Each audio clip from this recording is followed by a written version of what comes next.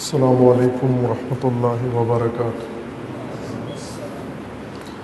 اعوذ باللہ من الشیطان الرجیم، بسم اللہ الرحمن الرحیم۔ الحمد للہ والصلاۃ والسلام علی رسول اللہ وآلہ آل اللہ، واللعنۃ الدائمۃ علی اعدائہم واعداء اللہ، من یوم عداوتہم الی یوم لقاء اللہ۔ اما بعد،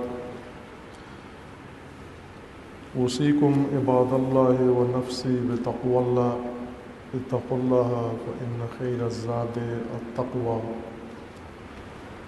بندگان خدا، آپ سب کو اور اپنے نفس کو تقوی الہی کی دعوت دیتا ہوں۔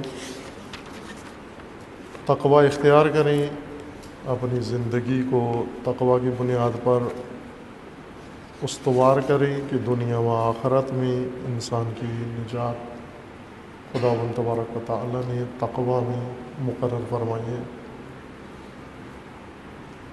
اللہ تعالیٰ نے انسان کی خلقت کے بعد انسان کو ہدایت فرمائی ہے۔ ربنا الذی اعطی کل شیء خلقہ ثم ہدی۔ پروردگار نے خلقت کا ہدیہ و نعمت عطا کی ہے اور پھر اس کے بعد ہدایت کا ہدیہ انسان کو عطا کیا ہے۔ کچھ موجودات کو خداوند تبارک و تعالیٰ نے تکوینی ہدایت کی ہے، چونکہ وہ صاحب ارادہ و اختیار نہیں ہے، اور انسان کو اور انسان جیسی دیگر مکلف مخلوقات کو خداوند تبارک و تعالیٰ نے تشریعی ہدایت فرمائی ہے۔ تشریعی ہدایت میں قانون بنایا ہے، شریعت مقرر کی ہے، دین نازل کیا ہے، انبیاء کرام ہدایت بشر کے لیے مبعوث فرمائے ہیں، اور ہادیان الہی کا سلسلہ وہی جو تا قیام قیامت و تا حیات بشر سلسلہ ہدایت اوصیاء و علماء کے ذریعے جاری ہے۔ ہدایت جامع نظام ہے اللہ تعالیٰ کا، جس کے کئی حصے ہیں۔ ہدایت کا ایک اہم باب عبادات کے اندر ہے۔ ہدایت کا راز یہ ایک اہم پہلو عبادات میں رکھا گیا ہے۔ بندگی خدا میں انسان ہدایت سے ہی پہنچتا ہے، اور بندگی انسان کو ہدایت کی راہ پر اور ہدایت کی جہت میں قائم رکھتی ہے۔ عبادات میں سر فہرست نماز ہے، راس عبادات میں وہ رئیس عبادات وہ ستون دین ہے، اور نماز کی کئی صورتیں مقرر کی ہیں، واجب نمازیں، مستحب نمازیں، یومیہ نمازیں، اور انہی میں سے ایک نماز جمعہ ہے، جس کا ہدایت انسان میں و ہدایت مومنین میں اہم مقام ہے۔ جس طرح امر بالمعروف و نہی عن المنکر نظام ہدایت کا اہم رکن ہے، اور قرآن کریم نے اس کے اوپر تاکید فرمائی ہے۔ ائمہ اطہار علیہ السلام کا فرمانا ہے کہ یہ فریضہ امر بالمعروف اگر قائم ہو جائے، نظام دین قائم ہو جاتا ہے، اور یہی تعبیر مشابہ نماز کے بارے میں ہے کہ نماز عمود دین ہے۔ اگر خیمہ دین کا یہ عمود و ستون قائم کر دیا جائے، دین کا نظام قائم ہو سکتا ہے۔ اس وقت ہم نظام دین کے زیر سایہ نہ عبادتیں کر رہے ہیں، اور نہ ریاضتیں، اور نہ ہی زندگی بسر کر رہے ہیں۔ غیر دینی نظام کے سائے میں دینی رسومات بجا لا رہے ہیں۔ نظام دین کے قیام کے لیے جہاں دیگر احکام موجود ہیں، وہ اقدامات اور ہدایات، ان میں ایک قیام نماز ہے، اور نماز میں اہمیت ہے نماز جمعہ کو، ہفتگی نماز۔ ہفتے کے اختتام پر تمام مومنین ایک نقطے پر جمع ہوں۔ روز جمعہ مشہد عام ہے، اور جس جگہ پر جمع ہو وہ مسجد جامع ہو، وہ بھی ایک مکان جامع اور ایک محل جامع میں لوگ اکٹھے ہوں۔ اس کی ترتیب بھی خاص طرح سے مقرر کی گئی ہے، اور خصوصیت کے ساتھ 2 رکعت ظہر کی کم کر کے 2 خطبے اضافہ کیے گئے ہیں، تاکہ مقصد و فلسفہ عبادت کا و بندگی کا اور خصوصیت کے ساتھ نماز جمعہ کا فلسفہ مومنین کے اجتماع میں حاصل ہو۔ اور وہ ہم خلاصہ کریں تو تشکیل امت، تاسیس امت، ترتیب امت ہے، تاکہ نظام دین قائم ہو سکے۔ نماز جمعہ کا اہم فریضہ امت بنانا ہے، امت سازی ہے۔ جس طرح حج ایک وسیع دائرے کے اندر اور افق پر امت سازی کا ایک عمل ہے، سال میں ایک دفعہ تکرار ہوتا ہے، اور تمام عالم سے مومنین کو اس میں شرکت کی دعوت ہے جو صاحبان استطاعت ہیں۔ نماز جمعہ کو فقراء کا حج قرار دیا ہے۔ صاحبان استطاعت امت سازی کے مرحلے میں مکہ میں اجتماع کرتے ہیں و کریں گے، لیکن جو وہاں جانے کی توفیق و استطاعت مالی نہیں رکھتے یا جسمانی، ان کے لیے نماز جمعہ ہے، اسی مقصد و ہدف کے لیے جس کے لیے حج مقرر کیا گیا ہے۔ امت ایک محور کے اندر، امت اجتماع کو نہیں کہتے، مجتمعۃ الابدان امت نہیں کہلاتی۔ جس طرح گزشتہ گفتگو میں خطبہ میں عرض کیا تھا سابقہ ہفتے کہ جماعت کندھے سے کندھا ملا کر کھڑا ہونا، یا پاؤں سے پاؤں ملا کر کھڑے ہونے کو، صفیں باندھنے کو دین کی اصطلاح میں جماعت نہیں کہتے۔ دین جماعت کا حکم دیتا ہے، قیام جماعت کا، و نماز کو جماعت کے ساتھ، خصوصاً نماز جمعہ کی شرط ہے کہ جماعت کے ساتھ قائم ہو۔ لیکن جماعت صرف اکٹھا ہو جانا نہیں ہے، صفیں بنانا جماعت نہیں ہے، بلکہ اس کے اصول بھی بیان کیے ہیں کہ کس طرح سے جماعت وجود میں آتی ہے۔ جماعت عبارت اخرى ہے، دیگر الفاظ میں امت ہی کا دوسرا نام ہے، لیکن امت سازی کے اس عمل کو نماز کے اندر آپ جب قائم کریں گے تو جماعت کے ساتھ قائم کریں گے، جمع ہو کر قائم کریں گے، جس میں جمع مومنین ہو، جمع آراء ہو، جمع افکار ہو، اور جمع صراط و جمع مقاصد، اور جمع ہو اہداف کا۔ ان ساری امور میں جب ایک طبقہ جمع ہو جائے، ان کے ذریعے سے جماعت وجود میں آتی ہے۔ جماعت ایک وجود ہے حقیقی جو ان افراد کے اندر مذکورہ خصوصیات سے حاصل ہوتا ہے۔ امت ہی کا دوسرا نام جماعت ہے، نہ کہ جماعت صفیں بنانے کا نام جو ہم نے اردو میں یا اپنے اس ہندی کلچر میں، پاکستانی تہذیب میں ملحوظ رکھا ہوا ہے۔ حج کا پہلا فلسفہ امت سازی ہے، اور اسی طرح نماز جمعہ کا فلسفہ امت سازی ہے۔ کس لیے امت سازی؟ اس لیے تاکہ نظام دین قائم ہو سکے، برپا ہو سکے۔ لیقوم الناس بالقسط، عدل الہی کا نظام قائم ہو سکے، توحیدی نظام برپا ہو سکے، اور مومنین اس نظام کے زیر سایہ زندگی بسر کریں، اس نظام کے زیر سایہ عبادات بجا لائیں، اس نظام کے زیر سایہ معاش و معاد کے لیے کوشش کریں، جس سے ہم آسودہ ہو کر بیٹھے ہوئے ہیں۔ چونکہ دین جس طرح سے ہمیں سمجھایا گیا ہے، بتایا گیا ہے، اس میں نظام کا کوئی تذکرہ نہیں ہے۔ نظام سے ہٹ کر دین کی تبلیغ ہوئی ہے، اور ہم قانع ہیں اسی پر کہ اگر رسومات بجا لائیں دین کی تو سمجھتے ہیں دین کے تقاضے پورے کر دیے، یا چند احکام دین کے بجا لائیں اور اپنے آپ کو تسلی دیتے ہیں کہ ہم نے دین کے سارے تقاضے پورے کر دیے ہیں، یا اگر بڑھ کر کوئی اور دینی عمل انجام دیں اس پر راضی و قانع ہو جاتے ہیں، جبکہ دین قانع نہیں ہوتا، اللہ کی ذات کی رضا اس میں نہیں ہے جب تک آپ نظام دین قائم نہیں کرتے۔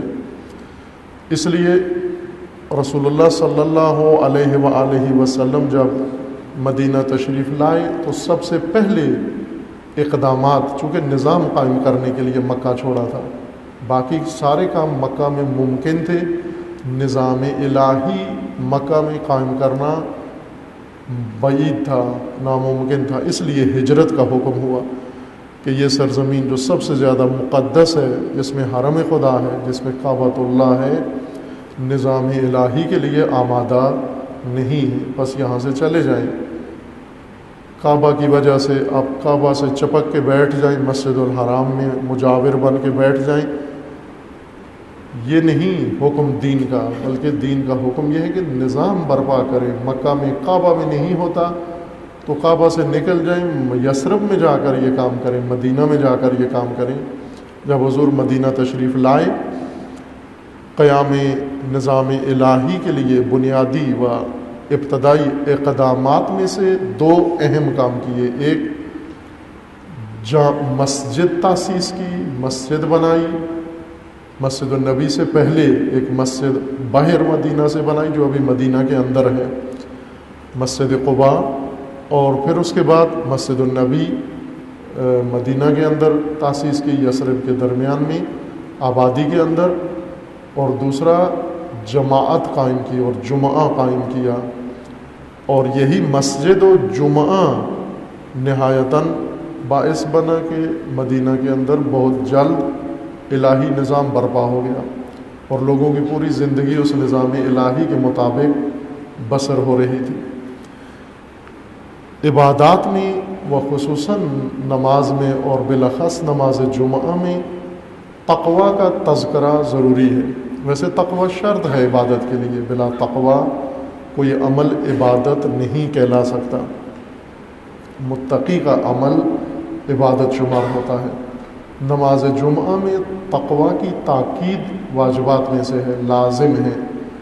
اگر خطیب جمعہ تقوی کے اوپر تاکید نہ کرے، دعوت نہ دے، تذکرہ نہ کرے، خطبہ جمعہ صحیح نہیں ہے، اور جب خطبہ صحیح نہ ہو تو نماز جمعہ صحیح نہیں ہے۔ نماز جمعہ کے صحیح ہونے کے لیے بہت ساری شرائط ہیں، ان میں سے ایک یہ کہ صحیح خطبہ اس میں قائم کیا جائے، دیا جائے، تاکہ نماز صحیح ہو، ورنہ اگر خطبہ باطل ہو نماز بھی باطل ہے۔ وہ 2 رکعت جو بعد میں پڑھتے ہیں، نماز 2 خطبوں کے ساتھ مل کر مکمل عبادت بنتی ہے، وہ الگ عبادت اور یہ الگ عبادت نہیں ہے جیسے مومنین کے ذہنوں میں ہے کہ خطبے کے وقت اپنے کام کاج میں لگے رہتے ہیں اور انتظار کرتے رہتے ہیں جب نماز قائم ہوگی تو نماز میں شرکت کریں گے۔ نماز جمعہ کی فضیلت سے محروم ہو جاتا ہے انسان اگر خطبہ میں شامل نہ ہو۔ خطیب جمعہ کے لیے لازم ہے کہ وہ تقوی کا تذکرہ بھی کرے، وہ تاکید بھی کرے، وہ تفسیر بھی کرے، وہ وضاحت بھی کرے، چونکہ فریضہ یہ ہے امام جمعہ کا و خطیب جمعہ کا کہ لوگوں کو نظام الہی کے لیے آمادہ کرے جس کی بنیاد تقوی ہے۔ تقوی کی بنیاد پر بندگی ہو سکتی ہے، تقوی کی بنیاد پر زندگی الہی زندگی ہے، وہ تقوی کی بنیاد پر قائم نظام الہی نظام ہوگا۔ تقوی ان جملہ معارف میں سے ہے، وہ مفاہیم میں سے ہے جو اپنے معانی ذہنوں میں کھو بیٹھا ہے۔ کتابوں میں تو موجود ہیں، قرآن میں اس کا معنی محفوظ ہے، احادیث میں و سنت میں تقوی کا تذکرہ و معنی محفوظ ہے، لیکن اذہان میں مومنین کے ذہنوں میں تقوی کا مفہوم وہ نہیں جو قرآن مراد لے رہا ہے۔ عام طور پر ہم اچھائی کو تقوی کہتے ہیں، اچھے کام کرنے کو تقوی کہتے ہیں، اور تھوڑا سا اور گہرائی میں جائیں مدرسوں میں یا علماء کے ہاں تقوی عوام کے ذہنوں سے زیادہ واضح تر ہے، اور ان کے ذہنوں میں بقول شہید مطہری کے تقوی کچھ نہ کرنے کو تقوی کہتے ہیں۔ اگر کچھ نہ کرے کوئی آدمی تو کہتے ہیں بڑا پرہیزگار اور بڑا متقی انسان ہے۔ و شہید مطہری حتیٰ اس کے علمی معنی پر بھی معترض ہیں، وہ صحیح معترض ہیں، وہ ٹھیک معترض ہیں کہ تقوی کی تفسیر میں تقوی کی روح منتقل نہیں ہوئی، روح پیچھے رہ گئی، باہر رہ گئی، تفسیر کر دی گئی تقوی کی، اور تقوی کا معنی کیا گیا پرہیز۔ پرہیز فارسی تلفظ ہے وہ پرہیز، اردو تلفظ میں تقوی کا مطلب ہے پرہیز، کنارہ کش رہنا، دور رہنا، چھوڑ دینا، ترک کرنا، کچھ نہ کرنا، اجتناب و پرہیز، یہ تقوی ہے۔ جبکہ تقوی اپنے لغوی معنی کے لحاظ سے اور قرآنی مفہوم کے لحاظ سے پرہیز نہیں ہے۔ کس طرح سے پرہیز کو تقوی میں لے آئے؟ چونکہ ایک مصداق اس کا پرہیز ہے، تقوی کے موارد میں سے یا مصادیق میں سے ایک مصداق پرہیز بھی آتا ہے، ایک مصداق، لیکن اس کے معنی میں پرہیز شامل نہیں ہے۔ معنی و مصداق دو الگ چیزیں ہیں۔ معنی کے اندر ممکن ہے ایک خصوصیت نہ ہو، لیکن مصداق کے اندر وہ خصوصیت ہے۔ جس طرح آپ سادہ سی میں مثال دوں، یہ مطلب جو عرض کر رہا ہوں عام فہم بنا کر اس کو پیش کروں، تو آپ روزانہ مارکیٹ سے، منڈی سے، بازار سے پھل لے کے کھاتے ہیں، وہ پھل بعض کھٹے ہوتے ہیں، جب کچے ہوں کھٹے ہیں، وہ کھٹا ہونا یا میٹھا ہونا اس کی مفہوم و معنی میں شامل نہیں ہے، یہ اس دانے کی خصوصیت ہے۔ کھٹاس، مٹھاس، کڑواہٹ یا پھیکا پن اس کا، یہ اس پھل کے جو دانہ پڑا ہوا ہے ٹوکری میں بیچنے والے کے پاس، اس فرد کے اندر کھٹاس مٹھاس ہے، اس کے معنی کے اندر کھٹاس شامل نہیں ہے۔ مثلا آم اسے نہیں کہتے جو کھٹا ہو معنی کے لحاظ سے، آم کی تفسیر ڈیفینیشن میں کھٹاس شامل نہیں ہے، لیکن بعض اوقات آپ جاتے ہیں پھل خرید کے، آم خرید کے لاتے ہیں، گھر میں کھٹا ہوتا ہے۔ بعض خصوصیات مصداق کی ہوتی ہیں، فرد کی ہوتی ہیں، اس بیرونی نمونے کی خصوصیات ہوتی ہیں، معنی میں شامل نہیں ہوتی۔ پرہیز تقوی کے معنی میں داخل نہیں ہے، پرہیز تقوی کے مصداق کی خصوصیت ہے، ایک مصداق کی، کہ اشارہ ہوگا آپ کی خدمت میں کہ بعض اوقات کسی چیز سے اجتناب کرنا پڑتا ہے، لیکن اس صورت میں جب تقوی کا معنی موجود ہو اس کے اندر۔ شہید مطہری رضوان اللہ تعالیٰ علیہ صراحت فرماتے ہیں کہ تقوی کا مطلب پرہیز نہیں بلکہ ستیز ہے، ستیز، جنگ، نبرد۔ تقوی مفہوم ہی جنگی مفہوم ہے، جہادی مفہوم ہے تقوی، چونکہ اس کا معنی ہی ستیز ہے۔ تقوی عربی زبان میں جس لفظ سے لیا گیا ہے، یہ بنایا گیا ہے جس مادہ سے، لفظی مادہ سے، وہ ہے وقایا۔ وقایا جنگی ہتھیار ہے، سپر، ڈھال۔ شمشیر بھی جنگ لڑنے کے لیے ہے اور ڈھال بھی جنگ لڑنے کے لیے ہے۔ ایک حملے کے لیے ہجومی اسلحہ ہے، تہاجمی اسلحہ ہے، اور ایک دفاعی ہے۔ ڈھال دفاع کے لیے ہے کہ جب جنگجو میدان میں اترتا ہے، دو چیزیں، ایک ہاتھ میں شمشیر ہو اور ایک ہاتھ میں ڈھال ہو تو وہ مکمل جنگجو ہے، تاکہ دفاع بھی کر سکے۔ جس طرح شمشیر چلانے کے لیے مہارت و قوت کی ضرورت ہے، ڈھال سے دفاع کرنے کے لیے بھی مہارت و قوت کی ضرورت ہے۔ نہ ہر بازو شمشیر چلا سکتا ہے اور نہ ہر بازو ڈھال سنبھال سکتا ہے، دونوں کے لیے طاقت کی ضرورت ہے۔ عربی زبان میں عرب ڈھال کو وقایا کہتے ہیں۔ ڈھال دشمن کے وار سے بچنے کے لیے انسان جو چیز سامنے رکھتا ہے۔ اسی سے قرآن کریم میں یہ لفظ جو سپر کے لیے، ڈھال کے لیے عرب استعمال کرتے ہیں، قرآن میں انسانی صفت کے لیے لفظ چنا گیا. انسان کے اندر بھی ایک خصوصیت، ایک صفت ایسی ہے جو ڈال کا کام دیتی ہے، وقایا ہے. چونکہ انسان دائماً نبرد میں ہے، کشمکش میں ہے. خلقت انسان کی خدا نے ایسی بنائی ہے کہ جو ایک لمحے کے لیے کشمکش کے بغیر نہیں ہے، جنگ کے بغیر نہیں ہے، چپکلش کے بغیر نہیں ہے. اندرونی نبرد انسان کے اندر خدا نے رکھ دی ہے، خلقت ہی ایسی بنائی ہے. روح بدن ملا کر انسان بنایا ہے. یا قرآن کریم کے بقول کے تقوی و فجور دونوں کا الہام انسان کے اندر رکھا ہے، دونوں کو انسان کے اندر ڈال دیا ہے، الہام کر دیا ہے. وَنَفْسٍ وَمَا سَوَّاهَا فَأَلْهَمَهَا فُجُورَهَا وَتَقْوَاهَا.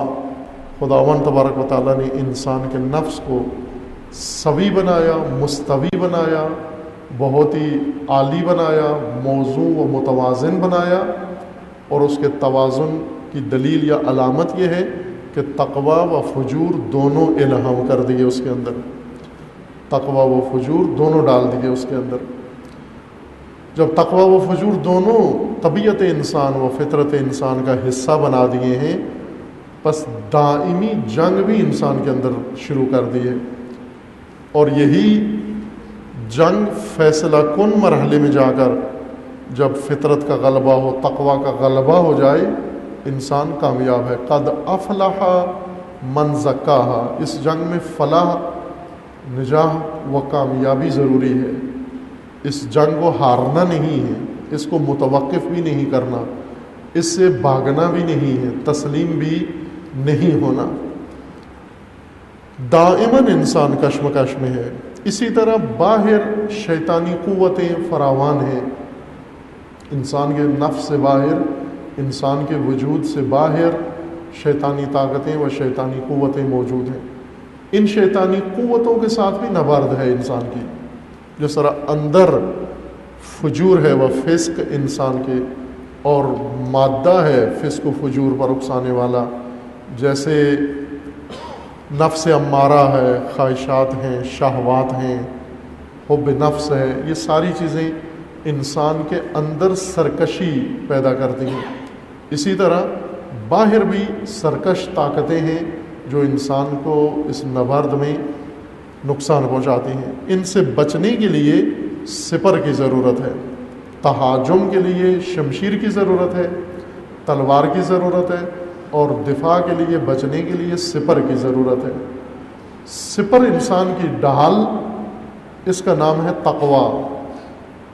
یعنی وہ طاقت، ارادی طاقت، عزم کی طاقت، علم کی قوت، معرفت، جس کے ذریعے سے انسان تہاجم کو روک سکے، ہجوم کو روک سکے، نبرد کو روک سکے، جس سے اس کو وقایا کہیں گے یا اسے تقوی کہیں گے. انسان کے اندر موجود قوت و طاقت جس کی مدد سے سب کو سرنگون کر سکے، فجور کو، وہ سرکشی، اندرونی اور بیرونی سرکشی کو انسان اپنے سامنے تسلیم کر سکے، اسے تقوی کہتے ہیں. تقوی ایک طاقت ہے، قوت ہے انسان کے اندر، نہ کہ پرہیز کا نام ہے. کسی کے قریب نہ جانا تقوی ہے، نہ، قریب جا کے نبرد کر کے اور اس کے تہاجم کو روک کر اس مخالف شیطانی عامل کو تسلیم کر دینا، سرنگون کر دینا،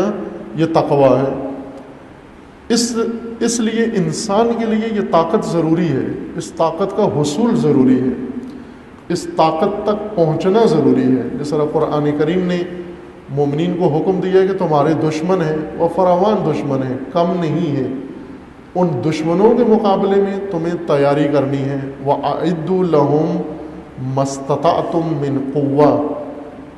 اگر ایک انسان دشمن رکھتا ہو، یا مومن دشمن رکھتے، ان کے ایمان کے دشمن، ان کے مذہب کے دشمن، ان کے مکتب کے دشمن، ان کی قوم اور ملک و مملکت کے دشمن اگر موجود ہوں، اور انسان ان دشمنوں کے لیے تیاری نہ کرے، یہ بے تقوی انسان ہے، اس کے اندر تقوی نہیں ہے.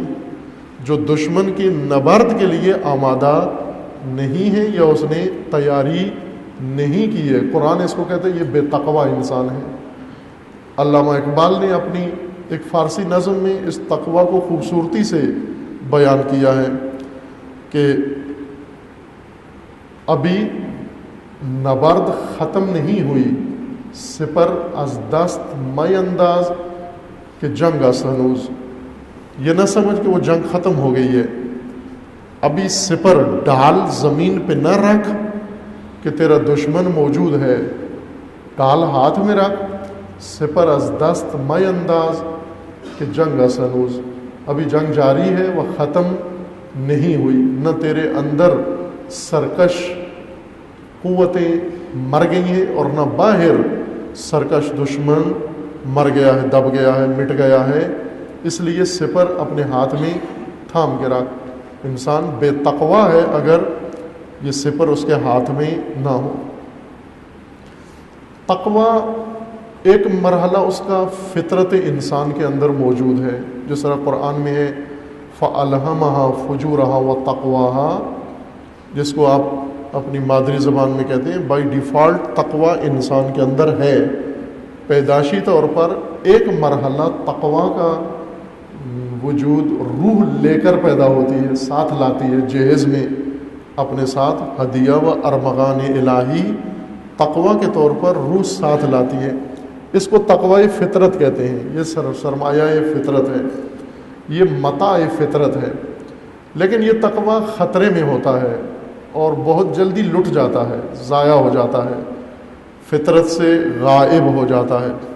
اور سب سے پہلے تقوی جو ختم ہوتا ہے گھر کے اندر ماں باپ کے ذریعے ختم ہوتا ہے۔ بچے کی فطرت کا تقوی پہلے حملہ ور فطری تقوی پر ماں باپ ہے۔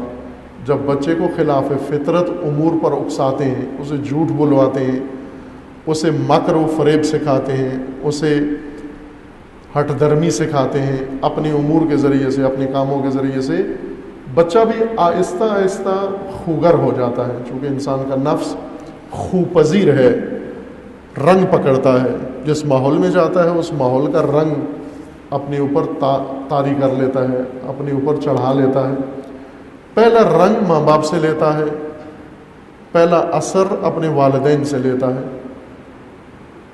حدیث نبوی میں ہے، رسول اللہ صلی اللہ علیہ وآلہ وسلم کا فرمان ہے کہ کل مولود یولد علی الفطرہ، ہر مولود، ہر انسان فطرت کے اوپر پیدا ہوتا ہے۔ فَأَبَوَاهُ يُحَوِّدَانِهِ وَيُنَصِّرَانِهِ، اس کے ماں باپ اس کو یہودی نصرانی بنا دیتے ہیں۔ مثال کے طور پر یہودیت و نصرانیت کو گمراہی کے دو نمونوں کے طور پر ذکر کیا گیا ہے کہ یہ مسلمان و پاک و خدا پرست فطرت لے کر پیدا ہوا تھا، ماں باپ نے اس کو یہودی اور نصرانی بنا دیا۔ اب ہم دیکھیں آج کے موجودہ زمانے کے اندر ماں باپ انسان کو اس فطرت کے پیدا مفطور انسان کو فطرت الہی لے کر جو پیدا ہوا ہے، ماں باپ اس کو کیا بنا دیتے ہیں؟ ماں باپ اس کو اس مغربی کلچر و تہذیب میں اپنے ہاتھوں سے اپنے بچے کی فطرت کو مسخ کرتے ہیں، نابود کرتے ہیں، اور موجودہ زمانے کے مطابق بچہ بنانے کے لیے جو خرچ کرتے ہیں، پیسے لگاتے ہیں، ہزاروں لاکھوں کا مال لگا کر اپنے بچوں کو فطرت الہیہ سے دور کرتے ہیں۔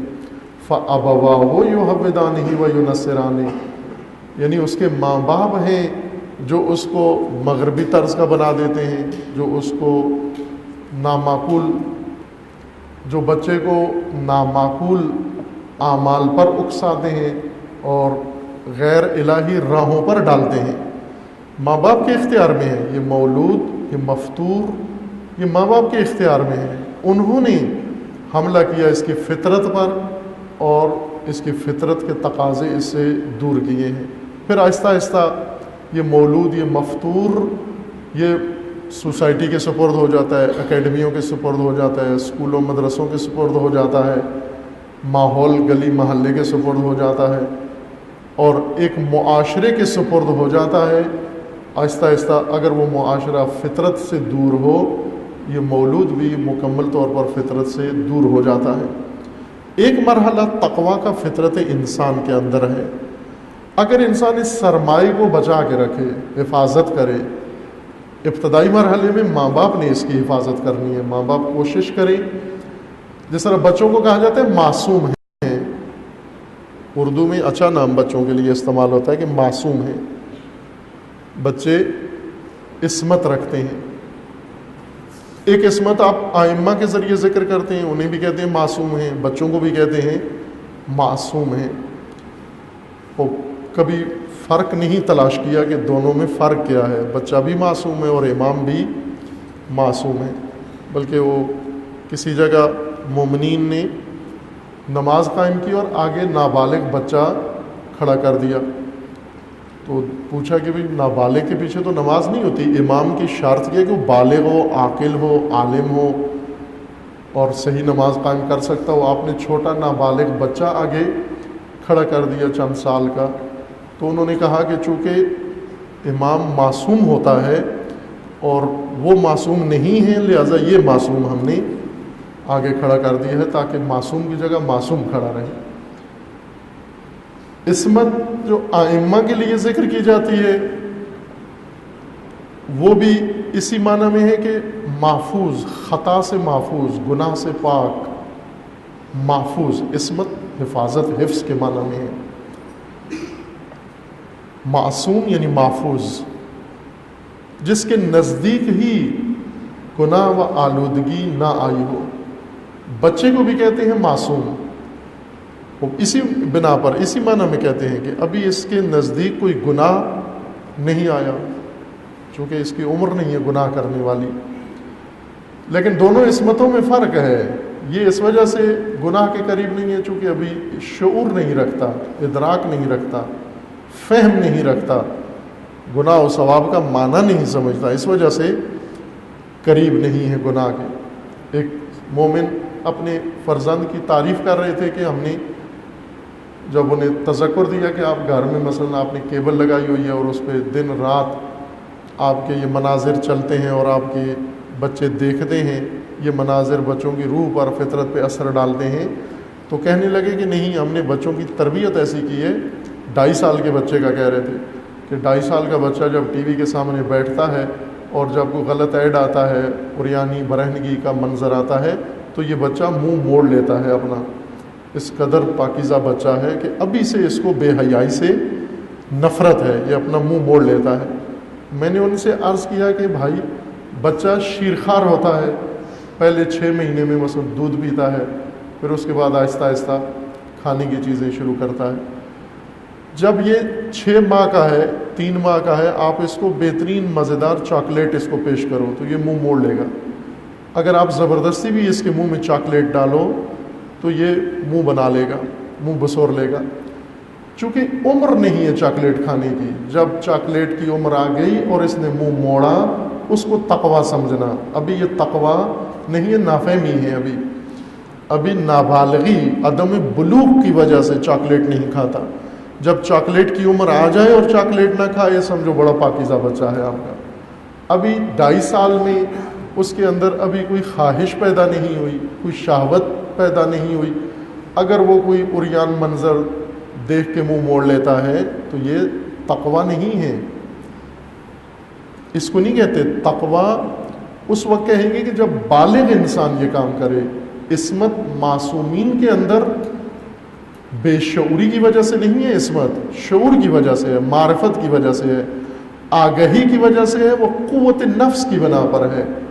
معصوم کا نفس اتنا قوی ہوتا ہے کہ ہرگز اس امر کے قریب نہیں جاتا جو خداوند تبارک و تعالیٰ نے ممنوع قرار دیا ہے. خطا و غلطی ان سے سرزد نہیں ہوتی. کیوں نہیں ہوتی؟ مجبوراً. جس طرح کسی انسان کو باندھ دو کہ آپ نے کچھ نہیں کرنا، نہ، جبراً تو کسی سے بھی گناہ چھڑایا جا سکتا ہے. کسی کو جا کر، جیسے ملائکہ ہیں، مجبور ہیں معصوم ہونے پر، جبراً معصوم ہے.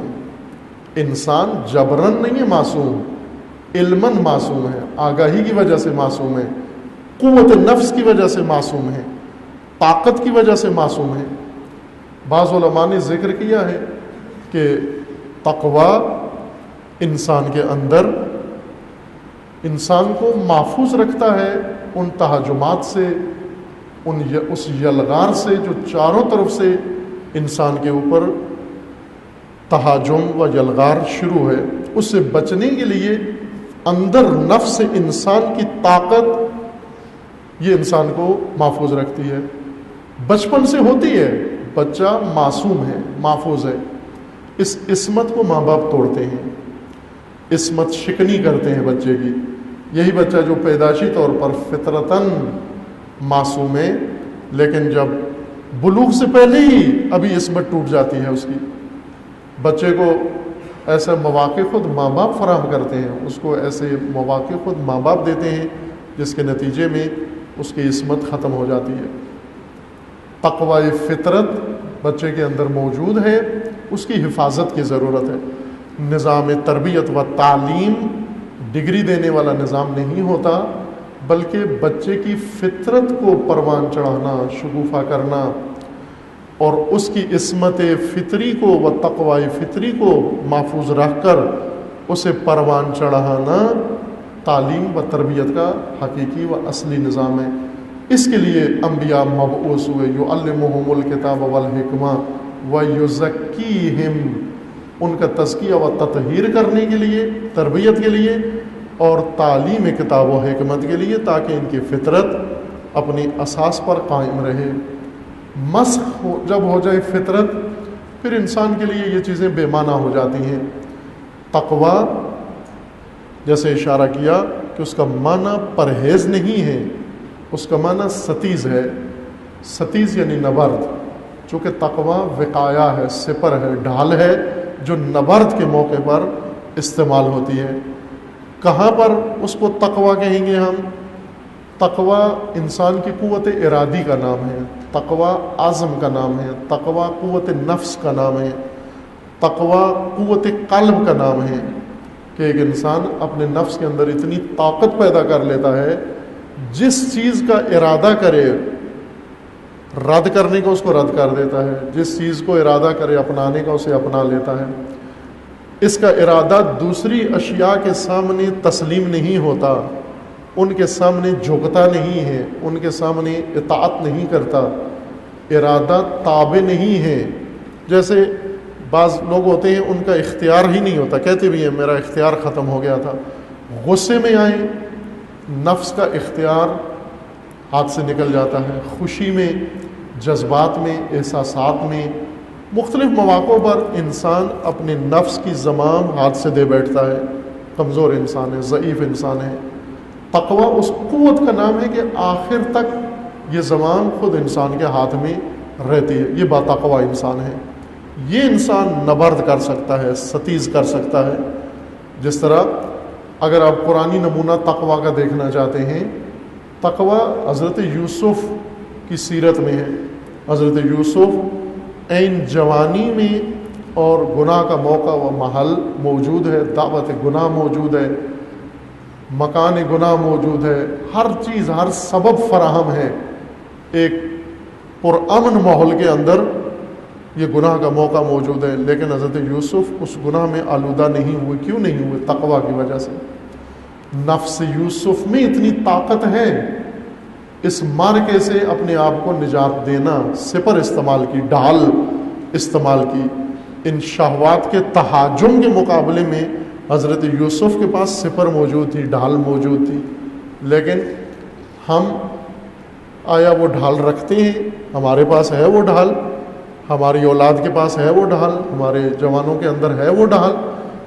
فطری تھی جو ضائع ہو گئی توجہ نہ ہونے کی وجہ سے، خود فرد عدم بلوغ کی وجہ سے اس طرف متوجہ نہیں تھا، ماں باپ متوجہ نہیں تھے اور معلمین متوجہ نہیں تھے، لہٰذا یہ فطری ہدیہ خدا کا انسان کے ہاتھ سے ضائع ہو گیا ہے۔ یہ عصمت فطری و تقوی فطری لٹ گیا ہے انسان کا۔ ایک مرحلہ تقوی کا فطری ہے جسے محفوظ رکھنے کی ضرورت ہے، اور ایک مرحلہ کسبی ہے، تقوی کا خود حاصل کرنا ہوتا ہے۔ تقوی کے اسباب سے مقام تقوی تک انسان کو پہنچنا ہے، اور اس کا ایک ذریعہ عبادات ہیں۔ عبادات سے بھی انسان کو تقوی نصیب ہوتا ہے، معرفت ہے، علم ہے، اور تربیت و تزکیہ ہے جن کے ذریعے سے انسان تقویٰ تک فائز ہوتا ہے کہ انشاءاللہ خداوند تبارک و تعالی ہم سب کو تقوی الہی و تقوی فطری کو قائم کرنے کی توفیق عطا فرمائے انشاءاللہ۔ اعوذ باللہ من الشیطان الرجیم، بسم اللہ الرحمن الرحیم، قل هو اللہ احد اللہ الصمد لم یلد ولم یولد ولم یکن له کفوا احد، صدق اللہ العلی العظیم۔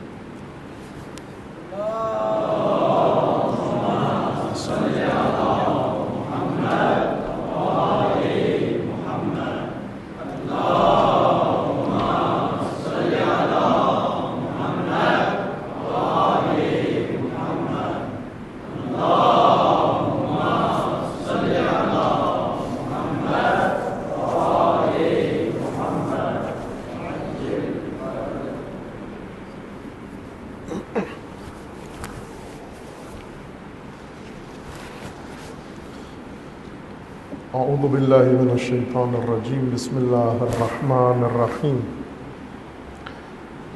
الحمد للہ والصلاة والسلام علی رسول اللہ وآلہ آل اللہ، لا سیما علی امیر المؤمنین علی ابن ابی طالب علیہ الصلاة والسلام۔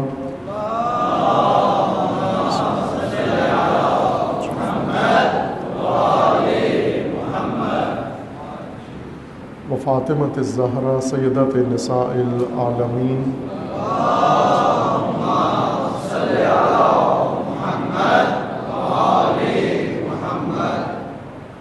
والحسن والحسین سیدی شباب اہل الجنہ وصبطی الرحمن علیہ الصلاۃ والسلام،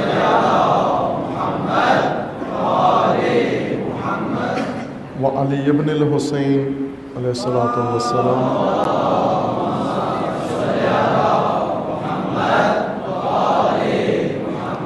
ومحمد ابن علی علیہ الصلاۃ والسلام،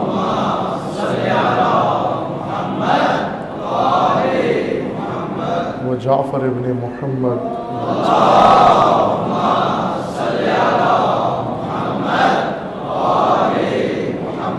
وموسیٰ ابن جعفر،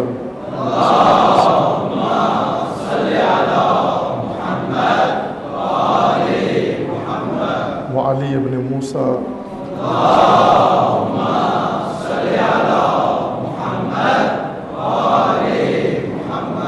ومحمد ابن علی،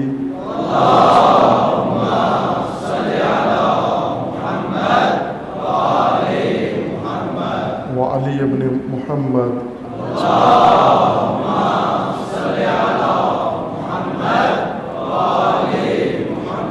والحسن ابن علی علیہ السلام،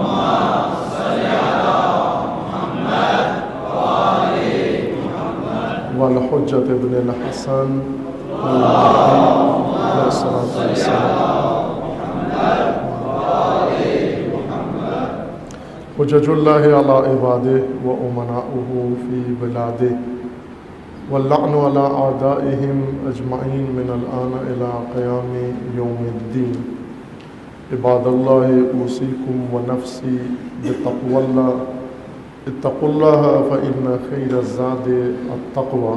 بندگان خدا، عباد رحمان، آپ سب کو اور اپنے نفس کو تقوی الہی کی دعوت دیتا ہوں، تقوی الہی کی وصیت کرتا ہوں۔ تقوی اختیار کریں، اور بعض ایام ایسے ہیں جو انسان کے تقوی کے لیے بہت موزوں ہیں، جن میں سے یہ مہینہ ماہ رجب المرجب ماہ تقوی ہے، ماہ سلوک ہے، و بہت عظیم مہینہ شروع ہوا ہے ماہ رجب۔ یہ تینوں ماہ ترتیب کے ساتھ ماہ رجب و ماہ شعبان اور اس کے بعد رمضان المبارک، یہ تین ماہ اہل سلوک کے لیے عبادت و بندگی کے مہینے ہیں۔ رجب کی فضیلت ہے فراوان، جو کتابوں کے اندر مذکور ہے، اس کے مستحب اعمال ہیں، دعائیں ہیں، نمازیں ہیں، اور ایک افضل عمل ماہ رجب میں روزہ ہے۔ روایات میں ہے کہ کوشش کریں رجب روزے سے رہیں، اگر مکمل روزہ نہ رکھ سکیں کچھ ایام اس کے ضرور رکھیں، اور اگر کسی بھی مجبوری کی وجہ سے کم روزہ رکھ سکتے ہیں، توفیق نہیں ہے، تو کم از کم ایک روزہ ماہ رجب کا ضرور رکھیں۔ ایسا نہ ہو کہ رجب گزر جائے اور آپ کا نام رجبیوں میں درج نہ ہو، چونکہ محشر میں خداوند تبارک و تعالیٰ کی طرف سے ندا آئے گی رجبیون کے لیے کہ اہل رجب وہ جدا ہو جائیں، ان کا مقام بہشت میں الگ ہوگا۔ یہ وہ لوگ ہیں جو اس ماہ میں بندگی و اطاعت و تقوی کے ذریعے اپنا نام رجبیون میں درج کروا لیتے ہیں۔ صدقہ دینا اس ماہ میں افضل ہے، روزہ رکھنا افضل ہے، عبادات ہیں، دعائیں ہیں خاص، اور پرہیز کریں معصیت سے، گناہ سے، حرام الہی سے ہمیشہ پرہیز کریں۔ ان ایام کے اندر بالخصوص پرہیز کریں۔ ماہ رجب کی مناسبتیں بھی ہیں۔ اول ماہ رجب سب سے زیادہ پرمناسبت مہینہ ہے، اس کے اندر سب سے زیادہ مناسبات ہیں۔ اہل پاکستان کو صرف ایک مناسبت یاد ہے اور وہ 22 رجب کی ہے، کنڈے پکا کے کھا لیتے ہیں۔ وہ مناسبت جو انہوں نے ظاہر خود سے، تاریخ سے تو نہیں لی، خود سے لے لیے، بنا لیے، اور حکمت بھی اس کی خود جانتے ہیں، اس کے سختی سے پابند ہیں۔ لیکن چونکہ یہ ہندوستان میں یہ مناسبت رجب کی قائم ہوئی ہے، ہندی مناسبت ہے، لیکن جو دین نے و دینی اولیاء سے منسوب مناسبتیں ہیں فراوان ہیں، جیسے 1 رجب مناسبت ہے، 3 رجب مناسبت ہے، 5 رجب مناسبت ہے۔ کل روز شہادت تھا امام ہادی علیہ السلام کا، امام نقی علیہ السلام کا، اور ولادت تھی امام باقر علیہ السلام کی، اور اسی طرح آگے 13 رجب ہے، مولا المواحدین امیر المومنین کا روز ولادت ہے، اور پھر اس کے بعد 25 رجب ہے۔ 25 رجب بھی بہت عظیم دن ہے، شہادت امام موسیٰ کاظم علیہ السلام ہے، اور اسی طرح 27 رجب بہت عظیم دن ہے، یوم بعثت و عید بعثت ہے، کہ جس دن وحی خدا نازل ہوئی رسول اللہ پر، اس غار میں پیغمبر اکرم پر آسمانی آیات و اللہ کی آیات کا نزول باقاعدہ شروع ہوا، تشریح شروع ہوئی جس روز۔ اس کو روز مبعث کہا جاتا ہے۔ یہ تمام مناسبتیں احیاء کریں، کل رجب کو احیاء کریں، و خصوصاً رجب کے اندر جو مناسبات ہیں مومنین اہتمام کریں۔ معصومین کی ولادت و شہادت کے موقعوں پر اگر وہ بڑا اہتمام نہیں ہو سکتا، مقامی طور پر ایک محلے کے اندر مومنین اکٹھے ہوں اور احیاء امر ائمہ کا فریضہ انجام دیں، جس کا حکم دیا گیا ہے۔ ہم محافل و مجالس برپا کریں، اس میں ذکر فضائل ائمہ اطہار ہوں، ذکر مصائب ائمہ اطہار ہوں، اور ان کے اندر ذکر تعلیمات ائمہ اطہار بھی ہو اس کے اندر۔ مجالس کے لیے بھی ہم رسوماتی ہو گئے ہیں، وہ رسومات نے مجالس کو مشکل بنا دیا، پیچیدہ بنا دیا ہے، جبکہ ائمہ اطہار نے جن مجالس کا حکم دیا تھا وہ اتنی پیچیدہ نہیں تھی، اتنی مہنگی بھی نہیں تھی، اور ہم نے خود سے رقابتی مجالس کا مطلب یہ ہوتا ہے کہ مقابلے میں مجالس رکھنا، شرکت ہماری زیادہ تھی، دیگیں ہماری زیادہ تھیں، ذاکر ہمارے زیادہ تھے، خطیب ہمارے زیادہ تھے، فیس ہماری زیادہ تھی، نعرے ہمارے زیادہ تھے۔ یہ رقابتی مجالس ہیں، ان کا ائمہ سے کوئی تعلق نہیں ہے۔ جس طرح مشہور ہو گئی ہیں، ٹھیک ہے، ان کا عنوان فلاں چودھری صاحب کا جلسہ، بھٹی صاحب کا جلسہ، فلاں صاحب کا جلسہ، شاہ صاحب کا جلسہ، ظاہر ہے یہ انہی لوگوں کے ہیں، یہ مولا علی کا نہیں ہے، یہ انہی لوگوں کے اپنے جلسے ہیں اور کرتے ہیں، نام بیچ میں ائمہ کا لے آتے ہیں۔ قدرت، پیسے کی نمائش یا شرکت بڑھانا، یہ مجالس روح دین نہیں رکھتی۔ روح دین کے ساتھ مجالس رکھیں، اور آسان ہے، ہر آدمی کے لیے مجلس آسان ہے۔ مجالس کا یہ تصور جو آج عام آدمی کے لیے ناممکن ہے، عام آدمی مجلس نہیں کروا سکتا، یہ ہمارا اپنا بنایا ہوا مجلس کا طریقہ ہے۔ ائمہ اطہار نے جن مجالس کا حکم دیا ہے وہ عام آدمی کے لیے ممکن مجالس ہیں۔ ہر آدمی جس کے گھر میں پانی بھی نہیں ہے پلانے کے لیے، مجلس وہ بھی کر سکتا ہے. مجلس کی نعمت سے وہ محروم نہیں رکھا گیا. یہ نہیں ہے کہ اس کے پاس لاکھوں روپے ہوں پھر جا کے ایک مجلس کرائے. نہ، آپ سال میں ایک مجلس نہ، ہر مناسبت پہ مجالس کریں. مومنین قرب و جوار میں تقسیم کر لیں. کیلنڈر تو لیا ہوتا ہے، کیلنڈر ہو یا نہ ہو، جنتری ضرور آپ کے گھروں میں ہوتی ہے. جنتری کے اندر ایک ہی اچھی چیز ہے، کیلنڈر، بس. باقی چیزیں ساری جنتر ہیں. ایک چیز اس میں تاریخیں ہیں ولادت و شہادت کی. محلے کے مومنین تقسیم کر لیں، پورا ایک ٹائم فریم بنا لیں کہ محرم کی مجالس عمومی ہوتی ہیں، اجتماعی ہوتی ہیں. محرم کے بعد وقت رکھ لیں کہ ولادت کی یہ ان معصوم کی ولادت فلاں مومن کے گھر میں، شہادت فلاں مومن کے گھر میں. اور اس طرح سال بھر خواتین، بچے اور مرد اور اپنے گھروں میں ضرور رکھیں مجالس. امام بارگاہوں میں اور پنڈالوں میں بڑی مجالس ضروری ہیں، ہوتی رہیں، وہ جاری رہیں، ان کی ضرورت ہے. لیکن گھریلو مجالس کی جگہ خالی ہے. مومنین اپنے گھروں کے اندر مختصر مجالس رکھیں. اگر نہیں ہے توفیق کوئی تبرک لنگر دینے کی، نہ دیں، چونکہ مجلس کا حصہ نہیں ہے. کچھ کھلانا پلانا ہے توفیق تو ٹھیک ہے، کر لیں اہتمام، وہ بھی سادہ سا. نہیں ہے کوئی ضرورت نہیں ہے. اور اسی طرح فیس دے کر پیشہ ور آدمی کو، جس کا خود ایمان نہیں ہے، جو پڑھ رہا ہے اس پر ایمان نہیں ہے، اس کا ایمان صرف پیسے پر ہے، ایسے بندوں کو، پیشہ وروں کو بلانا ضروری نہیں ہے. نہ صرف ضروری نہیں ہے بلکہ نہ بلانا ضروری ہے. آپ خود اپنے اندر اتنی صلاحیت پیدا کریں کہ، اور مجالس کو زیادہ پیشہ ورانہ نہ بنائیں، زیادہ ان کو کاروفر نہ بنائیں، زیادہ ان کے اندر آرٹ اور فن نہ لائیں. بلکہ مجلس کا بہت سادہ طریقہ بتایا گیا ہے. وہ یہ کہ اگر آپ خود مجلس پڑھ سکتے ہیں، مطالعہ کریں، مطالعہ کر کے آ کے سنا دیں لوگوں کو. اگر نہیں ہو سکتا خود کتاب لے کر آ جائیں، کتاب سامنے رکھیں اور سامنے لے کے 2 صفحے 4 صفحے کتاب کے پڑھ کے اسی معصوم کے حالات زندگی سنا دیں. کتنی افسوس کی بات ہے کہ پاکستان میں اس کثرت کے ساتھ مومنین مجالس برپا کرتے ہیں اور معصومین کے بارے میں لا علم ہیں. ابھی اگر میں اسی مجلس میں امام نقی علیہ السلام کے بارے میں چند سوال پوچھ لوں، کیا حال ہوگا؟ نہیں پوچھ رہا، لیکن احساس دلا رہا ہوں. آپ خود اپنے ضمیر کی طرف رجوع کریں کہ اتنی مجالس سن سن کے آخر کار امام نقی علیہ السلام کے بارے میں 2 جملے بھی نہ ہمیں پتہ ہو، نہ ہماری اولاد کو پتہ ہو. ان مجالس سے پھر کیا حاصل ہوا؟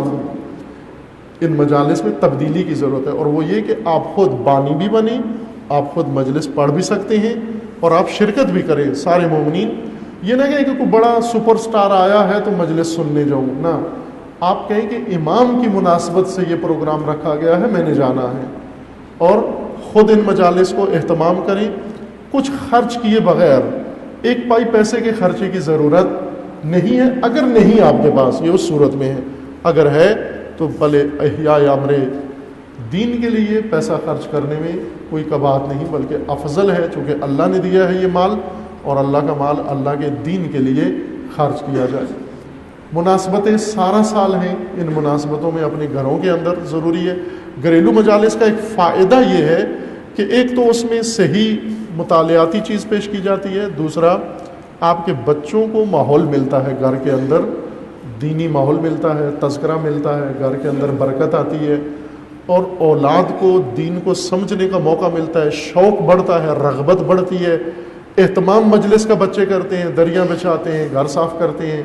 اس کے ان کو احساس ہوتا ہے کہ ہم مجلس کے لیے امام کے نام پر یہ کام کر رہے ہیں. اور اس طرح بچے آپ کے جو دیگر کاموں میں الجھے ہوتے ہیں، دکانوں میں، مارکیٹوں میں بنے ہوئے نامناسب جگہوں پر چلے جاتے ہیں، بچوں کو ان امور کے اندر آپ ڈالیں تاکہ ساتھ ساتھ ان کی تربیت بھی ہوتی رہے. بہرکیف یہ ایام ان کی قدر جانیں. ماہ رجب کا ہر لمحہ بہت عظیم ہے. اس کے خصوصاً جو دعائیں ہیں ان کو توجہ اور معنی کے ساتھ پڑھیں. 13 رجب کو 3 مئی کو لاہور میں جامعہ عروۃ الوثقیٰ میں سالانہ جو پروگرام ہوتا ہے وہ بھی انشاءاللہ برپا ہے اور اس کی جو تشہیر کا مرحلہ ہے آپ مومنین تک اطلاع پہنچ گئی ہے. انشاءاللہ آپ خود بھی اور دیگر مومنین کو بھی اطلاع دیں اس پروگرام کے لیے. یوم تاسیس بھی ہے اور مولا علی علیہ السلام کا جشن ولادت بھی ہے کہ مومنین اس میں شرکت کریں انشاءاللہ. یہ مدرسہ الحمدللہ اپنے تعمیراتی مراحل کے بالکل آخری اس پر پہنچ گیا ہے، چونکہ جو اس میں عمارت بنانے کے بعد بچوں کی رہائش کے لیے بیڈ لگانے تھے اور وہ سارا اہتمام پانی وغیرہ کا جو ہو چکا ہے، بس معمولی سا کام ہے. آپ دعا کریں. ہمارا ارادہ ہے کہ انشاءاللہ اگلے ہفتے سے باقاعدہ طور پر بچوں کے داخلے ہو چکے ہیں ایک بڑی تعداد میں، اور ان کو انشاءاللہ اگلے ہفتے ارادہ ہے اگر اللہ نے چاہا تو ان کو یہاں شفٹ کریں. چونکہ اگلے ہفتے پروگرام بھی ہے عروۃ الوثقیٰ میں، دیکھ لیں گے کہ اگر اس پروگرام کے انتظامات کی وجہ سے ممکن ہے تاخیر ہو جائے، لیکن انہی ایک دو ہفتوں میں انشاءاللہ طلباء ایک کثیر تعداد میں طلباء اس مدرسے کے رجسٹرڈ جو ہو گئے ہیں، ایڈمیشن لے لیا ہے طلباء نے، کچھ لاہور میں رہ رہے ہیں اور کچھ ابھی آنے ہیں، تو وہ انشاءاللہ یہاں پر منتقل ہوں گے. ہمیں ان بچوں کے لیے انتظامات کے لیے بھی مومنین کے تعاون کی ضرورت ہے، چونکہ یہاں ہم نے شروع کرنے 8ویں پاس بچوں کو داخلہ دیا ہے. ایک تجربہ ہے تعلیمی کہ بچے کو ایسی عمر سے دین سکھانا شروع کریں، بلوغ سے تھوڑا سا پہلے، نزدیک بلوغ کے. اس تجربے کو دیکھنا چاہتے ہیں کیا نتیجہ نکلتا ہے، چونکہ بالغوں کو دے کر تعلیم تجربہ کر لیا ہے، اس کا نتیجہ اچھا رہا ہے، لیکن اس سے زیادہ بہتر لینے کے لیے اب بلوغ سے پہلے کی عمر کو انتخاب کیا ہے. آپ انشاءاللہ اپنے بچوں کو اور دوسروں کو بھی اللہ کی راہ میں بھیجیں، دین کی راہ میں بھیجیں. آپ کے بچے اعلیٰ تعلیم حاصل کریں، عالم بنیں، فاضل بنیں، تعلیم یافتہ ہوں اور اس معاشرے کی رہنمائی و امامت کریں. سابقہ جو تصور علم دین کے بارے میں ذہنوں میں موجود ہے، وہ روایتی تصور یہاں نہیں. بہرکیف ایک توفیق ہے اللہ تعالیٰ کی کہ یہ مدرسہ جو بہت عظیم شخصیت کی یادگار ہے اور تشیع کی پہچان ہونا چاہیے تھا اس مدرسے کو، یہ کچھ مشکلات کا شکار رہا ہے. اب توفیقات الہی شامل حال ہیں. اب سب کے انشاءاللہ یہ ایک مرحلہ ہے بچوں کی تعلیم کا باقاعدہ آغاز، اور پھر اس کی تعمیر، مستقل تعمیر جیسا اشارہ کیا ہوا ہے، اس کے لیے بھی مومنین آپس میں بھی اور دوسرے مومنین کو آگاہ کریں کہ ایک ایسی عمارت ہم چاہتے ہیں یہاں اس مدرسے کی بنانا جو واقعاً پاکستان میں تشیع کی پہچان بنے انشاءاللہ. ظاہر ہے اس کے لیے ہمت کی ضرورت ہے. نقطہ دیگر جو آپ کی خدمت میں عرض کرنا ہے وہ یہ کہ آپ نے دیکھا کہ یمن پر سعودی جارحیت، آل سعود کی جارحیت جاری ہے. بیچ میں انہوں نے اعلان کیا جنگ بندی کا، دوبارہ حملے شروع کر دیے اور اوچھے اور چھچورے اقدامات یہ نادان اور بدو انجام دے رہے ہیں. اس وقت سعودی وزیر جنگ ایک 27-28 سالہ جوان ہے جو کلب میں بڑا ہے. محمد بن سلمان موجودہ بادشاہ کا بیٹا، یہ زنانہ طرز کا جوان ہے مرد ہے لیکن انداز اس کے زنانہ ہے. یہ کلبوں میں وزیر دفاع بننے سے پہلے یورپ میں جاتا تھا، بہت سارے کلبوں کی اس کی شیئر ہیں اس کے اور ممبر ہے. اور جس طرح پب یا کلب یورپ میں ہوتے ہیں نشے اور ناچ گانے کے، شراب خاری کے مکس، یہ اس کا ایک فعال جانا پہچانا چہرہ ہے. شکل صورت بھی عورتوں جیسی ہی بناتا تھا پہلے، یہ ابھی وزیر دفاع بننے کے بعد اس نے مردوں والی شکل اپنی بنائی ہے. بہرکیف یہ ایک قبا خانے کا لڑکا آیا ہے اور اس نے آ کر جنگ کی زمام ہاتھ میں لے کر اب جنگ شروع کی ہے. اس خاندان کے اندر، اس منحوس شجرہ کے اندر بھی کشمکش ہے. بعض ان کے شہزادے مخالف ہیں، وہ دباؤ ڈالے ہوئے ہیں کہ جنگ ختم کرو، ہمیں نقصان ہوگا، ڈر رہے ہیں اس جنگ کا ہمیں خمیازہ بھگتنا ہوگا. بہرکیف اب ان کو سمجھ نہیں آ رہی کہ کریں کیا، جاری رکھیں، نہ آگے جانے کے قابل ہیں نہ پیچھے جانے کے قابل ہیں. اور آپ نے سنا ہوگا حتماً سید عبد المالک کا خطبہ و خطاب رہبر شیعیان یمن، جو بہت ہی خوبصورت انہوں نے بیان دیا اور کہا کہ ہمارے لیے جنگ نئی بات نہیں ہیں، اور ہم جنگ اگر کوئی کرے گا تو جنگ کرنے کے لیے تیار ہیں اس کے ساتھ، لیکن انہیں خطرے کا اندازہ ہو گیا ہے، ان کے محاسبات غلط ثابت ہوئے، کچھ اور سوچ رہے تھے لیکن ہوا کچھ اور۔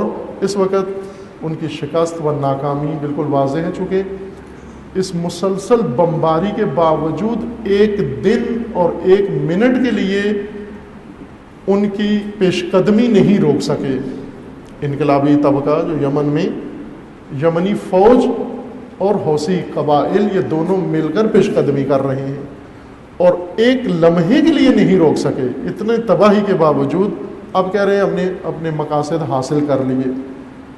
وہ مقاصد جو انہوں نے حاصل کیے ظاہر ہے دنیا کے سامنے ہیں۔ اس سے زیادہ افسوسناک بات یہ ہے کہ ہمارے ملک کے دو بڑے سربراہ چیف، سیاسی چیف اور فوجی چیف، دونوں سعودیہ چلے گئے ہیں جمعہ پڑھنے کے لیے۔ امام کعبہ پاکستان آ گیا ہے، مقتدی وہاں چلا گیا ہے اور امام یہاں آ گیا ہے، یہاں پر ہو۔ میں نے اشارہ کیا تھا کہ ایک جوک سنایا تھا شاید پچھلے ہفتے آپ کو کہ دو آدمیوں میں لڑائی ہو رہی تھی، ایک گرا ہوا تھا نیچے، ایک اوپر سے مار رہا تھا، اور جو مار رہا تھا وہ شور مچا رہا تھا بچاؤ بچاؤ۔ لوگ بچانے آئے تو دیکھ کے حیران ہوئے کہ جو نیچے ہے وہ نہیں بول رہا اور جو اوپر چڑھ کے مار رہا ہے یہ شور مچا رہا ہے بچاؤ۔ تو انہوں نے پوچھا بھائی کیوں، ماجرا کیا ہے، پٹ تو وہ رہا ہے۔ وہ کہنے لگا کہ اس نے کہہ رکھا ہے کہ میں اٹھا تو تیری گردن مروڑ دوں گا، اس لیے مجھے بچاؤ۔ یہ بوکھلاہٹ ہے ان کی کہ ان نہتے لوگوں پر بمباری کر کے 10 ممالک کا اتحاد بنا کے پھر باقی ساری دنیا سے شور مچائے ہوا ہے مدد کرو مدد کرو، ہمیں بچاؤ۔ پاکستان کو وہ بہت ہی غلط نگاہ سے دیکھتے ہیں سارے عرب، پاکستان کو ایک اپنی شکارگاہ و شہوتگاہ کے طور پر دیکھتے ہیں۔ ایک کرائے کا ملک ہے جس سے ہر چیز کرائے کی دستیاب ہوتی ہے۔ یہ آتے ہیں ادھر، اب امام کعبہ آیا ہے، آ کر اس نے نمازیں پڑھانی ہے، خطبے دینے ہیں، ایک ہفتے کا دورہ کرنا ہے۔ یہ در حقیقت کیوں آیا ہے؟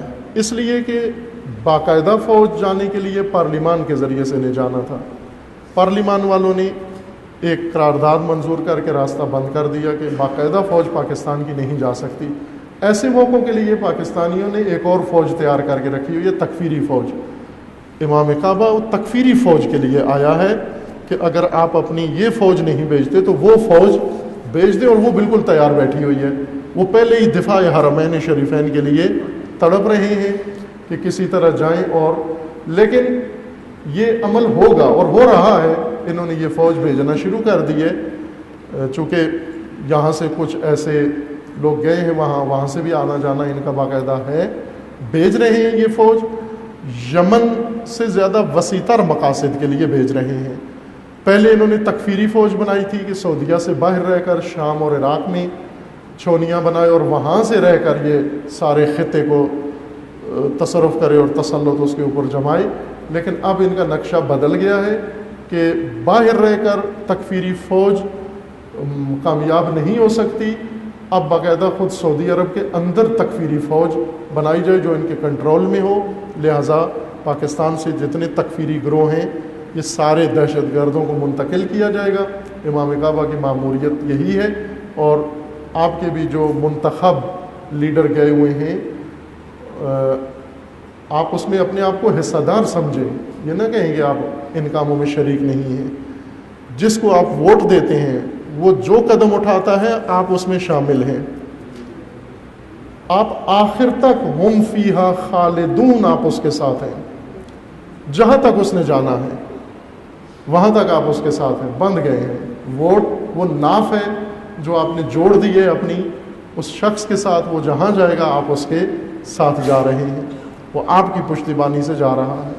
یہ جا کر یہی معاہدہ کر کے آئیں گے کہ باقاعدہ فوج بھیجنا ہمارے لیے نہیں ہے ممکن ملکی حالات کی وجہ سے، چونکہ فوج نے ملک کے اندر بھی آپریشن شروع کیا ہوا اور یہاں بھی خطرات ہیں، لہٰذا دوسری فوج جو اصل سعودی پیسے سے بنی ہے اور سعودی فضلے سے بنی ہے اس کے لیے یہ امام کعبہ آیا ہے، اور اس کو لے جانے کے لیے فوج کے لیے معاہدہ کرے گا یا ان لوگوں کے اندر آ کے جذبہ پیدا کرے گا۔ پہلے ہی بقدر کافی جذبہ ہے ان کے اندر، ان کو صرف اشارہ کرنے کی ضرورت ہے.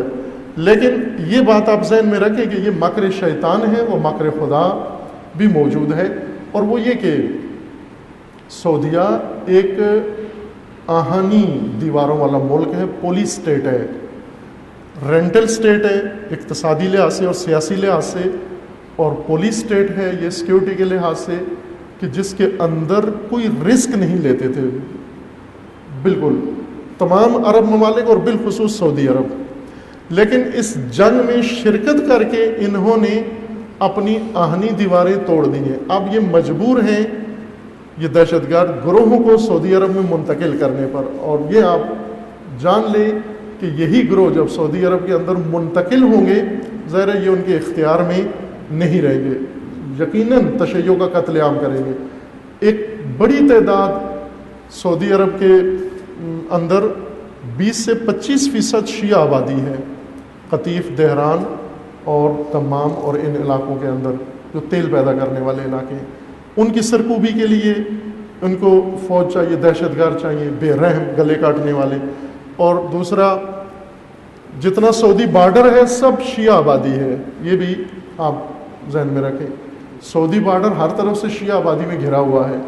یمن میں جتنا سعودی بارڈر ہے سارا شیعہ، اگرچہ وہ 4 امامی شیعہ ہیں لیکن اس وقت اثنا عشریوں پر سبقت لے گئے ہیں، اپنی شناخت اور پہچان کروانے میں آگے بڑھ گئے ہیں. اس کے بعد کویت کا بارڈر ہے.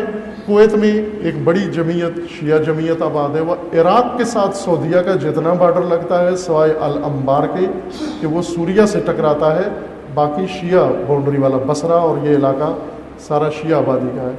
سمندر ہے پیچھے، سمندر کے سامنے پھر کچھ علاقہ ہے جہاں ایران ہے. باہر کے یہ ملک ایسا ہے جس کے ارد گرد شیعہ آبادی ہے. یہ لشکر بنایا انہوں نے، تکفیری لشکر، سوریہ و شام کے لیے، عراق کے لیے، لیکن وہاں نقشہ ناکام ہو گیا اور نابود ہو گیا. عراق میں نابودی بالکل نزدیک ہے انشاءاللہ. کچھ ان کے اندر امریکی مداخلت ہے جس وجہ سے داعش کا مکمل خاتمہ عراق میں تاخیر ہو رہی ہے. اگر یہ مداخلت نہ ہو تو اب تک یہ منحوس شجرہ وہاں سے ختم ہو جانا تھا، لیکن ہو جائے گا انشاءاللہ اللہ تعالیٰ کے لطف و کرم سے. سوریہ میں بھی ان کی حالت بہت کمزور ہے. انہوں نے ابھی یہ نقشہ بنایا ہے کہ ہم یمن میں جنگ روک کے سوریہ میں تقویت کرتے ہیں محاذ کو. یعنی یمن انہیں لگا کہ یہاں نہیں، وہ ماحول بن نہیں رہا، تو اب دوبارہ سوریہ کی طرف رخ کریں گے، سوریہ پر بمباری کر کے اور بشار اسد کی حکومت کو بظاہر ہدف قرار دے کر، لیکن حقیقت میں آپ جانتے ہیں کہ کیا کرنا چاہتے ہیں. چونکہ شیعہ طاقت کو ختم کرنا چاہتے ہیں. شیعہ طاقت شیعہ بازوؤں میں ہے، اور اس وقت قوی ترین شیعہ بازو حزب اللہ ہے. جسم کی طاقت بازو میں ہوتی ہے، بازو کٹ جائے تو پھر طاقت ختم ہو جاتی ہے. اس بازو کو کاٹنے کے لیے ہر جتن کر رہے ہیں. اب یہ سب منتقل ہوں گے سوریہ، اور سوریہ پر دوبارہ ایک زور آزمائی کریں گے. لیکن پہلی زور آزمائی سے ان کو عبرت لے لینی چاہیے تھی، نہیں لی. دوبارہ بھی اگر یہ زور آزمائی کر کے دیکھیں گے تو انشاءاللہ مکر خدا ان کی انتظار میں ہے، اور یہی ان کی نابودی کا باعث بنے گا. یہ لشکر تکفیری جو سعودیہ میں لے جائیں گے یہ ان کے لیے وبال جان بن جائے گا یہ، اور یہ ان کی کمزوری کا باعث بنے گا. چونکہ شہزادے اب اپنے اپنے لشکر بنانے کی فکر میں ہیں، اپنا اپنا گروہ بنانے کی فکر میں ہیں مسلح. اور یہ مسلح جنگ سعودیہ کے اندر اگر انہوں نے یہ جارحیت جاری رکھی، حماقت، پھر اسے کوئی نہیں روک سکتا. یہ ہوگی جنگ آئندہ قریب آنے والے دنوں میں. لیکن اگر انہیں روک لیا گیا یا ماموریت ان کی بدل گئی، پھر صورتحال ممکن ہے حالات میں تبدیلی آ جائے کچھ. یہ تلخ ترین واقعہ ہے جو رونما ہو رہا ہے. ملکی حالات آپ کے سامنے ہیں کہ چائنا نے آ کر پاکستان کو اتنے ارب مدد دی ہے، اور پاکستانی بغلیں بجا بجا کے تھکتے نہیں ہیں ابھی تک کہ ملک میں انقلاب برپا ہو گیا ہے، کہ ایک ملک میں 45 ارب ڈالر آ کر سرمایہ کاری کر رہا ہے. عزیزان، پاکستانی قوم متوجہ ہو کیا ہوا ہے آپ کے ساتھ. یہ اتنا چین اور پاکستان کے درمیان جو تجارت ہو رہی ہے اس کے مطابق ابھی بھی چائنا سالانہ 22 ارب ڈالر پاکستان سے تجارت کر کے کماتا ہے. چائنا کماتا ہے. اس تجارت کا سالانہ 12 ارب ڈالر پاکستان کو نقصان ہوتا ہے. چونکہ یہ تجارت اس شرط پر ہوتی ہے کہ پاکستان چائنا مال پر کسٹم ڈیوٹی نہیں لگائے گا اور وہ جو شرائط ہوتی ہیں امپورٹ کی وہ اٹھا لے گا. ظاہر ہے ٹیکس میں چھوٹ دی گئی ہے, کسٹم ڈیوٹی میں چھوٹ دی گئی ہے, بہت سارے اور پروڈکٹ. ہر ملک کا یہ قانون ہے کہ جو چیز ملک کے اندر بنتی ہے اس کو باہر سے منگوانے کی اجازت نہیں ہوتی, لیکن پاکستان میں ہوتا ہے. اسی سال آلو یعنی یہ سیزن جو گزرا ہے پاکستان میں ریکارڈ آلو کی پیداوار ہوئی ہے, اتنا کہ سٹوروں میں جگہ نہیں ہے. اور اسی سال پاکستان میں آلو کی امپورٹ سے پابندی اٹھا لی گئی ہے, ٹیکس فری آلو باہر سے لائیں آپ. تباہی ہے یہ. اسی وجہ سے کسان نکلے, شور مچایا, ڈنڈے کھائے, پھر جا کے چپ کر کے بیٹھ گئے وہ پٹ کے. قانون ہے ملک کا, کسی دن آپ وزیر اعظم بنے, چونکہ امیدوار رہیں پاکستان میں کوئی بھی وزیر اعظم بن سکتا ہے, آپ مایوس نہ ہوں اپنے آپ سے.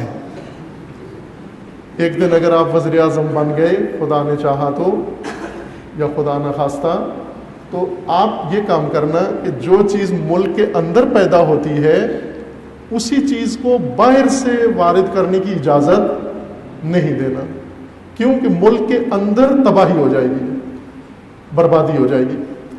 باہر کی چیز جب آتی ہے, اب چائنا تمام وہ چیزیں باہر سے لا کے بیچے گا جو پاکستان کے اندر ہوتی ہیں. ظاہر ہے یہاں ٹیکسٹائل تھی اور دوسرا جو کچھ انڈسٹری تھی چھوٹی موٹی سب ختم ہو گئی, کوئی چائنا شفٹ ہو گئی, کوئی بنگلہ دیش چلی گئی. پاکستان مذہب سعودیہ کے حوالے ہے, سیاست امریکہ کے حوالے ہے, اقتصاد چائنا کے حوالے ہے. ہمارا کیا رہا پیچھے؟ دھرنے ہمارے لیے چھوڑ دیے کہ تم سعودیہ کچھ کرے دھرنا دے دو. اب تو نہیں دیا دھرنا, سعودیہ نے بہت کچھ کیا لیکن دھرنا نہیں ہوا. امریکہ کچھ کرے دھرنا دے دو, چائنا کچھ کرے دھرنا دے دو. صرف کمیشن کی لالچ میں 45 ارب سے 5 ارب کمیشن بنتا ہے, اس کی لالچ میں یہ معاملہ, یہ سودا ہوا ہے. توجہ کریں کہ پاکستان چائنا سے کیا کماتا ہے سالانہ اس وقت تک؟ پاکستان چائنا سے 60 لاکھ ڈالر سالانہ کماتا ہے. 60 لاکھ ڈالر سالانہ پاکستان چائنا کے ساتھ تجارت کر کے کماتا ہے, اور چائنا 22 ارب ڈالر پاکستان سے اس وقت کما رہا ہے. چائنا کی حفاظت کے لیے اسپیشل فورس بن رہی ہے. یہ ملک کی ترقی ہے آپ کی. یہ ترقیاں ملکوں کو ہزاروں سال پیچھے کر دیتی ہیں. یہ ترقیاں جن کی جڑیں قوم کے اندر نہ ہوں, ملک کے اندر نہ ہوں. یہ ترقیاں جن سے ملک بیچ دیا جائے ایک طرح کا, اور خاندانی فائدے اٹھائے جائیں, حزبی پارٹی فائدے اٹھائے جائیں, یہ ترقیاں نہیں ہوتی. خدا پاکستان کی حفاظت کرے, بچائے, اور پاکستانیوں کو اللہ تعالیٰ شعور دے, اور ایک نسل ایسی آئے, وہ نسل جو فکر اقبال لے کر پاکستان کو پاکستان بنائے, جس مقصود کے لیے خداوند تبارک و تعالیٰ نے یہ نعمت پاکستان عطا کی تھی مسلمانوں کو, اس کی قدر جانیں, اس کو ہر لحاظ سے آباد کریں. فخر کرتے ہیں بچے پڑھا کے باہر بھیج دینا, اور پاکستان اس وقت فخر کرتے ہیں جی ہمارے 25 ملین افراد باہر کام کرتے ہیں. یہ فخر کی بات ہے. جو ٹیلنٹ ہے, جو کام کا آدمی ہے, وہ باہر چلا جاتا ہے. یہ فخر کی بات نہیں ہے. اپنا ملک اپنے ہاتھ سے بناؤ, اپنی قوم اپنے ہاتھ سے سنوارو, اپنے سرمایہ کو زندہ کرو, اپنے وطن کو بچاؤ, اپنے دین کے اوپر حفاظت کرو دین کی. یہ غیرت پیدا ہو پاکستانی کے اندر. غلامی پہ اترانا, فخر کرنا, یہ شرماور ہے, واقعاً شرمناک ہے. جن چیزوں پہ ہم خوش ہوتے ہیں وہ شرم کی چیزیں ہیں, ان پر شرمندہ ہونا چاہیے. یہ دورہ جو ابھی ہو رہا ہے, تو مجھے وہ شاعر جو ایک باغی شاعر تھے, آپ جانتے ہیں سب کو، نظمیں شاید سنی ہوں گی، گزر گئے ہیں ابھی، حبیب جالب، انہوں نے ایک نظم لکھی تھی جب پاکستانی صدر ایوب خان امریکہ کا دورہ کرنے جا رہے تھے، اے صدر امریکہ نہ جا، انہوں نے نظم لکھی تھی اور اسی نظم کی پاداش میں پھر جیل میں ان کو بند کر دیا گیا۔ خوبصورت نظم ہے، نہیں پڑھتا میں اس کو یہاں پر، لیکن یہ دورہ دیکھ کر وہ نظم یاد آ جاتی ہے کہ اے صدر سعودی عرب نہ جا۔ یہ سعودی عرب پاکستان کی تباہی ہے، یہ خاندان، اس کی جنونی حالت، اس کی عیاشی، اس کی نافہمی، اس کی حماقت سعودی عرب کو تو ڈبوئے گی، پاکستان کو پہلے ڈبو دے گی۔ اس سے ناطا کاٹیں اپنا، اس کے ساتھ دوستی نہ جوڑیں، اسے نہ کہیں حرمین ساری امت کے ہیں، مکہ و مدینہ ساری امت کے لیے، ہر فرد مکہ و مدینہ سے تعلق رکھتا ہے، ہر فرد مسلمان، ہر مومن مکہ و مدینہ آل سعود کے نہیں ہیں، مکہ و مدینہ دین کے مراکز ہیں اور اللہ کا گھر ہے، وہاں پوری امت اسلامیہ سے تعلق رکھتے ہیں۔ یہ نہ ہو کہ مکہ و مدینہ پہ قبضہ کر کے اور دنیا کو آگ میں جھونک دیں۔ ہماری دعا ہے کہ خداوند تبارک و تعالی اہل پاکستان کی حفاظت فرمائے انشاءاللہ، اور خداوند تعالی اہل پاکستان کو شعور عطا فرمائے، بیداری عطا فرمائے، غیرت عطا فرمائے، اور خداوند تعالی پاکستان کو ہر قسم کی گزند و آفت سے و بلا سے محفوظ فرمائے، اور خداوند تعالی پاکستانی قوم کے اندر احساس پیدا کرے جس سے پاکستان کو یہ قوم اپنے ہاتھوں سے ترقی دے انشاءاللہ۔ اللہم بحق اسمک العظیم الاعظم الاعز الاجل الاکرم، یا اللہ یا اللہ یا اللہ یا اللہ یا اللہ یا اللہ یا اللہ۔ خداوند بحق محمد و آل محمد امت اسلامیہ کو ظلم و ستم سے نجات عطا فرما، مظلومین یمن کو اس سعودی جاہلیت سے نجات عطا فرما، ملت عراق کی نصرت فرما، ملت فلسطین کی مدد فرما۔ خداوند بحق محمد و آل محمد حزب اللہ کو کامیابی عطا فرما، سید مقاومت سید حسن نصر اللہ کی حفاظت فرما، رہبر معظم انقلاب اسلامی کا سایہ دراز فرما، انقلاب اسلامی کو دشمنوں کے شر سے محفوظ فرما، انقلاب اسلامی کو انقلاب امام زمن سے متصل فرما، عالم مجاہد شیخ باقر نمر کو رہائی عطا فرما، شیخ سلمان بحرین میں جو قید و بند میں ہے پروردگارہ ان کو رہائی عطا فرما۔ خداوند بحق محمد و آل محمد مملکت پاکستان کی حفاظت فرما، اندرونی بیرونی دشمنوں کے شر سے اس ملک کو محفوظ فرما، ملک کے اندر امن و امان قائم فرما، دہشت گردی، فرقہ واریت، فتنہ و فساد و نفاق پھیلانے والوں کو نیست و نابود فرما، ان کے حامیوں سرپرستوں کو رسوا فرما، پیروان امیر المومنین عزاداران سید الشہداء جہاں کہیں بھی ہیں، بالخصوص یمن میں، سعودی عرب میں، لبنان میں، سوریہ میں، عراق میں و بالاخص پاکستان میں، ان کے عزت و مال و جان و ناموس کی حفاظت فرما، اپنے ولی حق ولی اللہ العظم عجل اللہ تعالی فرج و شریف کا جلد از جلد ظہور فرما، ہمیں حضرت کے اعوان و انصار میں سے ہونے کی توفیق عطا فرما۔ آپ تمام سلامتی امام زمان کے لیے، نجات امت اسلامیہ کے لیے و کامیابی مجاہدین کے لیے بلند آواز سے صلوات پڑھیے محمد